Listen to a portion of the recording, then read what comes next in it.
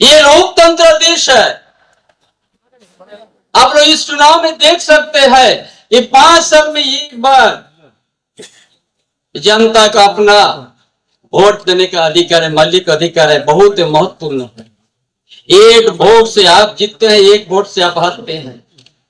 लेकिन देखिए इंदौर में क्या कर दिया, गुजरात में क्या कर दिया, सारा प्रकार का सावधान लगा के उम्मीदवार को वापस करा देता है, बैठा देता है, निर्विरोध कर देता है। अरे रानी दीजिए ना, जनता फैसला करेगी किसको देगा, वोट नहीं देगा। उनकी आय हम दोगुना कर देंगे, एमएसपी का दाद हम उसको पैसा दिया, मिला नहीं मिला। लेकिन हमारी सरकार जब भी आता है तब भी हम परिवर्तन देकर यहाँ की माली हालत को परिवर्तन कर गंगा जमुना तहजीब को बरकरार रखने के काम करते हैं, अन्यथा भी एकता की समन्वय करने की काम हमारी सरकार करती है। हम मिलजुल कर इस देश की आजादी में हिस्सा लिया, हमारे सारे कम्युनिटी के लोगों के यहाँ पर खून आया है। और मूल मुद्दा हमारा ये है कि हमारे धनबाद का जो संसदीय क्षेत्र है ये मजदूरों का क्षेत्र है, ये मजदूरों का लोकसभा क्षेत्र है, और इसमें जो भी जाएगा वो मजदूरों की नुमाइंदगी करने के लिए दिल्ली जाएगा। और सच्चाई ये है कि जो हमारे इंदिरा गांधी और जवाहरलाल नेहरू जी ने हमको दिया था उसको छीनने का प्रयास हो रहा है। चाहे वो कोयला क्षेत्र के राष्ट्रीयकरण की बात हो, चाहे बोकारो स्टील प्लांट की बात हो, जो हम सब लोग यहां रोजी रोटी कमाते हैं, खाते हैं, और यहां के लोग जो आगे बढ़ चढ़ करके हर कार्यक्रम में हिस्सा लेते हैं, वो हम सब कांग्रेस की बदौलत लेते हैं। इस बात को हमें भूलना नहीं चाहिए। हमने जो भी दिया, हमने एक साफ सुथरे छवि के व्यक्ति को आपके समक्ष रखा है, और यह निर्णय अब आपको लेना है, धनबाद की इस जनता को लेना है कि वो किस तरीके के व्यक्ति को चुनना चाहते हैं। मैं इस मंच से शंकर दयाल बाबू को नमन करता हूं, मैं इस मंच से ए.के. राय जी को नमन करता हूं, मैं इस मंच से ददय दुबे जी को प्रणाम करता हूं, मैं इस मंच से रीता वर्मा जी को सलाम करता हूं, मैं इस मंच से राम नारायण शर्मा जी को प्रणाम करता हूं, मैं इस मंच से पीएन सिंह जी को भी प्रणाम करता हूं, जिन्होंने धनबाद में एक निश्चित छवि देकर सांसदीय गरिमा का अपना दायित्व पूरा किया था। लेकिन दुर्भाग्य है आज धनबाद की जनता धनबाद के मुद्दों को भूल चुकी है। जब हम अपना सांसद चुनते हैं, जब हम अपनी सरकार चुनते हैं, तो मुद्दों के आधार पर चुनते हैं। किसने आपको रोजगार दिया, किसने आपके बच्चों को शिक्षा दी, किसने आपके घर में 2 रोटी दी, इस आधार पर हम अपने सांसद को चुनने का काम करते हैं। लेकिन आज धनबाद की जनता भयभीत है, आज धनबाद की जनता में एक आक्रोश है, क्योंकि अगर 51 मुकदमे होने के बाद भी आपके बीच में भारतीय जनता पार्टी ये बोलने वाली पार्टी, ना मैं किसी को खाने दूंगा ना खुद खाऊंगा, एक ऐसे प्रत्याशी को उतारती है आपके बीच में जिसके ऊपर रंगदारी का मामला, हत्या का मामला, रेप का मामला, महिला उत्पीड़न का मामला, जमीन छीनने का मामला, ये तमाम मामले हैं। तो धनबाद की जनता सोचती है कि इतने मामले होने के बाद भी मोदी जी को दिखाई नहीं दे रहा है, तो सांसद बनने के बाद अगर इस प्रत्याशी को हमने जिता दिया तो क्या मोदी जी और अमित शाह हमें देखने आएंगे? ये ऐतिहासिक सभा थी और निश्चित रूप से इनकी अनुपमा सिंह जी की जीत होगी।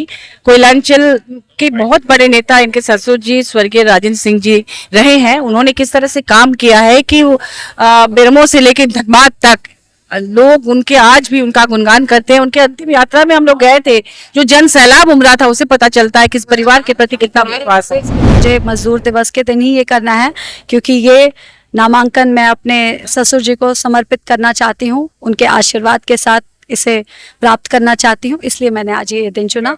और रही बात रोड शो की, तो क्योंकि हमारे माननीय मुख्यमंत्री जी आ रहे थे, उन्हें सम्मान देना, उन्हें जनता से मिलवाना ज़्यादा ज़रूरी था, इसलिए हम लोगों ने अभी आज नहीं किया। भर के लिए मेरा आशियाना अब धनबाद है। Thank you so much.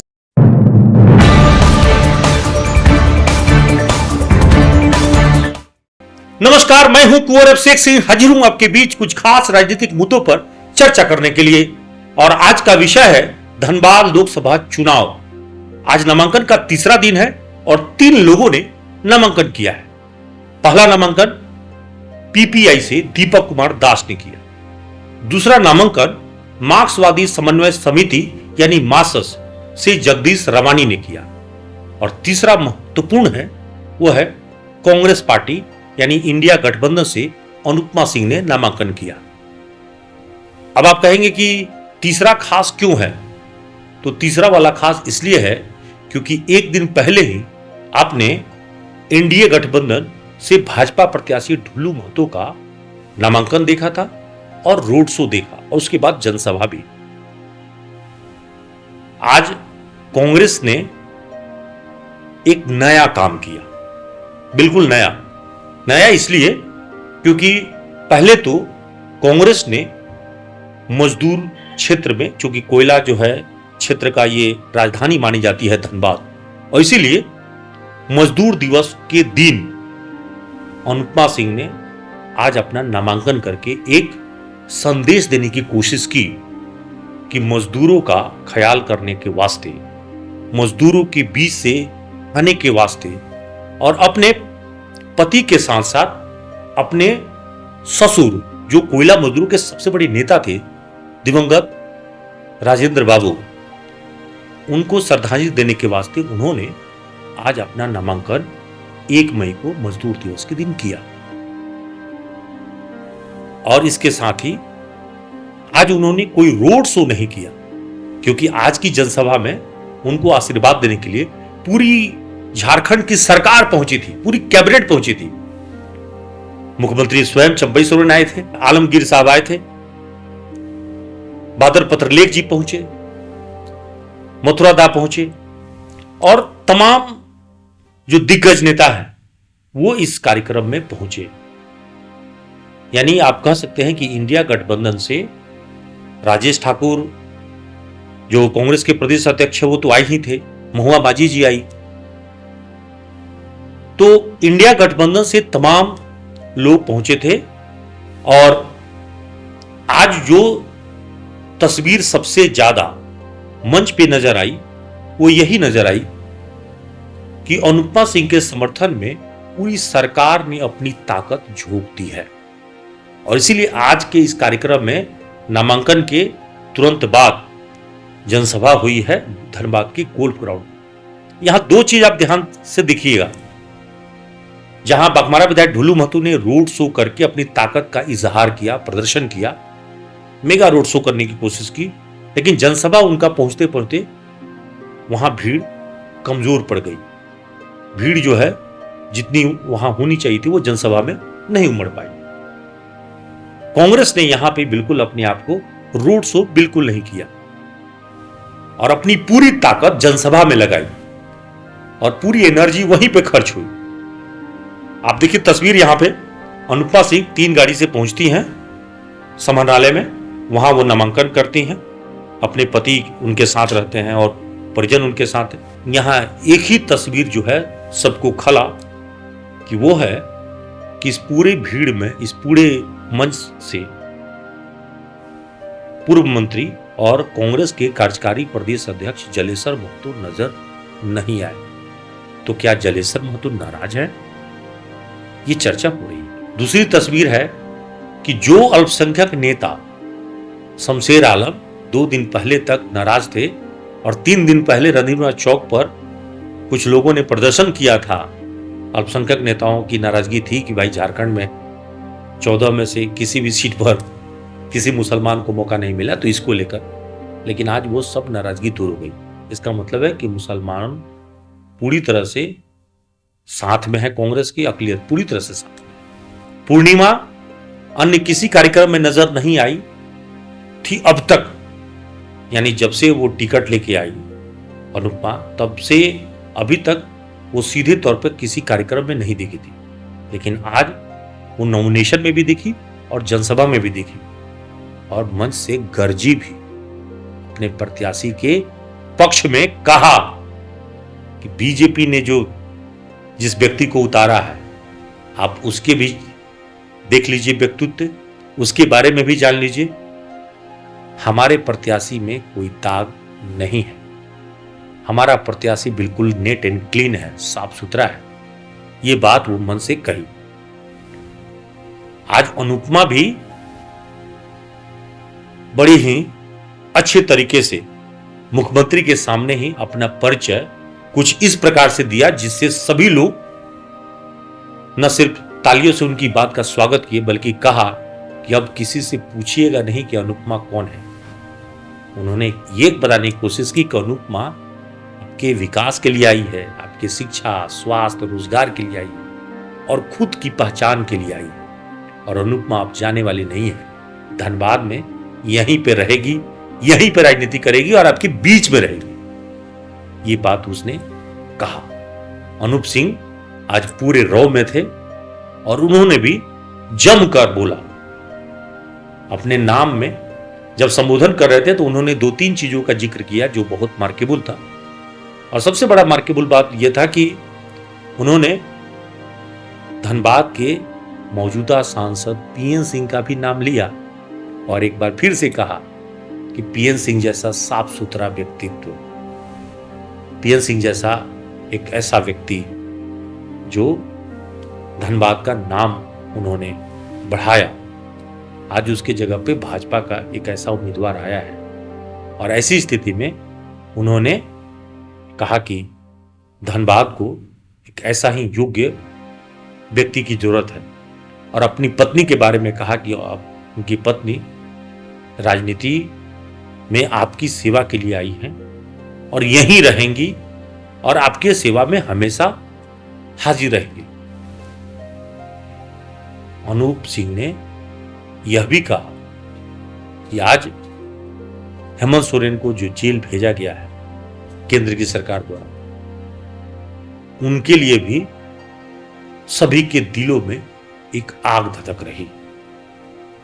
तो यह एक तरह से उन्होंने एक तीर में कई शिकार उन्होंने किए हैं। अनूप सिंह आज खुल के बोले और विरोधियों पे जम के बोले। राजेश ठाकुर तो गुस्से में भी दिखे। राजेश ठाकुर पर एक वीडियो शेयर करने के मामले में दिल्ली पुलिस ने नोटिस किया है, उसको लेकर वो बिफरे और कहे कि हम झुकने वाले नहीं हैं। और अपने प्रत्याशी के समर्थन में उन्होंने मन से लोगों से चुनाव जिताने की अपील भी की।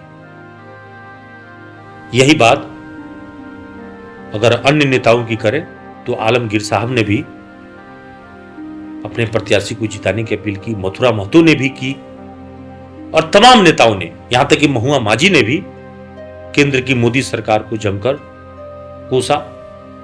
लेकिन सबसे ज्यादा अगर किसी ने केंद्र की मोदी सरकार की नीतियों की धज्जियां उड़ाई तो वह है मुख्यमंत्री चंपई सोरेन ने। उन्होंने कहा कि अच्छे दिन का वादा मोदी जी ने किया, वो पूरा नहीं हुआ। उन्होंने कहा कि 15 लाख देने की बात कही गई, वो नहीं हुआ।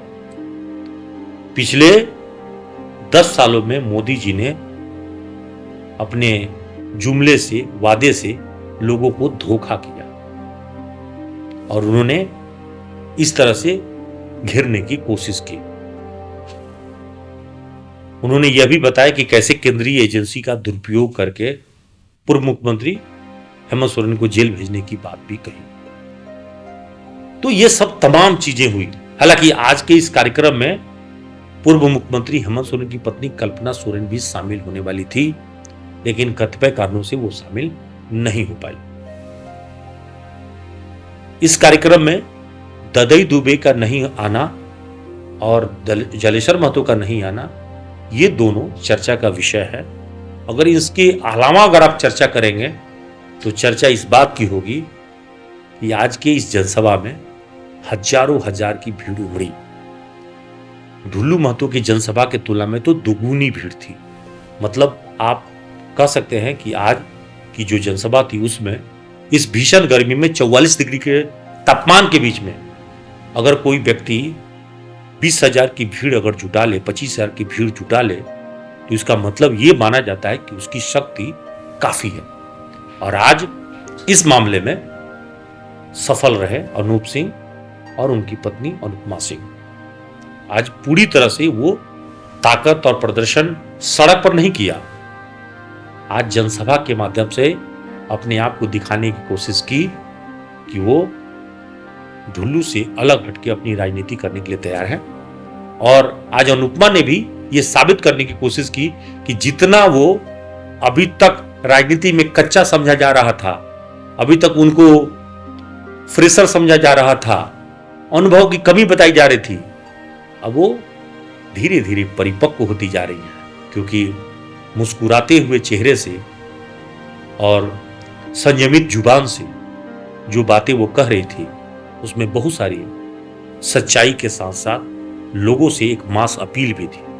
और यह बात लोग समझ भी रहे हैं, देख भी रहे हैं। और इसीलिए अनुपमा धीरे धीरे धनबाद लोकसभा क्षेत्र में एक आकर्षण का केंद्र बिंदु बनती जा रही है। आगे इस चुनाव में आगे क्या होगा मुझे नहीं मालूम, ये तो जनता को तय करना है। लेकिन फिलहाल ये लड़ाई अब कांटे की टक्कर होने को है, इसमें कोई शक नहीं रहा। आज के लिए इतना ही। सहयोगी नितेश, सोनू और संतोष के साथ Kunwar Abhishek Singh, news JNP, Dhanbad. Asharfi cancer institute सभी सुविधाओं से परिपूर्ण कैंसर चिकित्सा का एकमात्र विश्वसनीय प्रतिष्ठान अब धनबाद में। एक ही छत के नीचे सभी प्रकार का इलाज जैसे अत्याधुनिक रेडियोथेरेपी मशीन, साथ में पेट स्कैन, मेमोग्राफी और अन्य सभी प्रकार के जांच की सुविधाएं उपलब्ध। वही तरीका वही इलाज अब अशरफी कैंसर इंस्टीट्यूट धनबाद में।